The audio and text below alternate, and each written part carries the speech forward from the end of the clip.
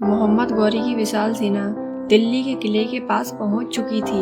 मैदान में युद्ध का बिगुल बज उठा और दोनों ओर की सेनाएं आमने सामने खड़ी थीं। एक ओर थी गौरी की अजय सेना, जिसे उसकी क्रूरता और शक्ति के लिए जाना जाता था, और दूसरी ओर थे पृथ्वीराज चौहान के वीर योद्धा, जो संख्या में कम लेकिन साहस और वीरता में बेमिसाल थे। जैसे ही युद्ध आरंभ हुआ, तलवारों की टकराहट और घोड़ों की तापों से धरती कांपने लगी। दिल्ली का आकाश युद्ध की गर्जना से भर गया था।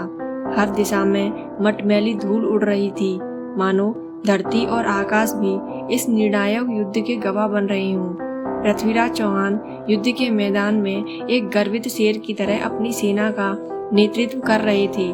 गौरी की सेना की विशालता को देखकर भी उनके चेहरे पर एक क्षण के लिए भी भय का भाव नहीं आया। उन्होंने अपने योद्धाओं को साहस पूर्वक आगे बढ़ाया और शत्रु पर जोरदार प्रहार किए।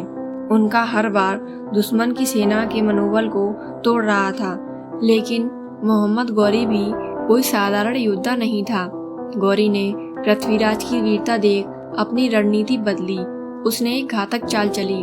अपने सेनापति को पृथ्वीराज को घेरने का आदेश दिया। गौरी की सेना ने चारों ओर से घेराबंदी कर ली और अब पृथ्वीराज अकेले शत्रु के बीच फंस चुके थे। पृथ्वीराज चौहान अपनी तलवार लेकर दुश्मनों का सामना कर रहे थे। अचानक गौरी ने अपने सेनापति को इशारा किया और एक तीखे वार से पृथ्वीराज चौहान घायल हो गए। घाव गहरे थे, लेकिन पृथ्वीराज के चेहरे पर हार का कोई चिन्ह नहीं था। घायल होने के बावजूद वह पूरी शक्ति से लड़ते रहे।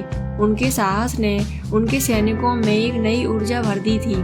वह अपनी अंतिम सांस तक लड़ते रहे, लेकिन गौरी की सेना का घेराव और संख्या की भारी अंतर ने आखिरकार उन्हें धराशायी कर दिया। गौरी की सेना ने पृथ्वीराज को बंदी बना लिया। पूरे युद्ध के मैदान में एक असहनीय सन्नाटा छा गया। गौरी की विजय की गर्जना गूंजने लगी। दिल्ली की हवाओं में अब गौरी के झंडे फहराने लगे थे। पृथ्वीराज अब गौरी के बंदी थे, लेकिन क्या गौरी अब दिल्ली का शासक बनेगा, या पृथ्वीराज के पास कोई आखिरी चाल बची होगी? क्या यह युद्ध का अंत था, या असली कहानी अब शुरू होने वाली थी? आगे का पार्ट जानने के लिए चैनल को सब्सक्राइब करें।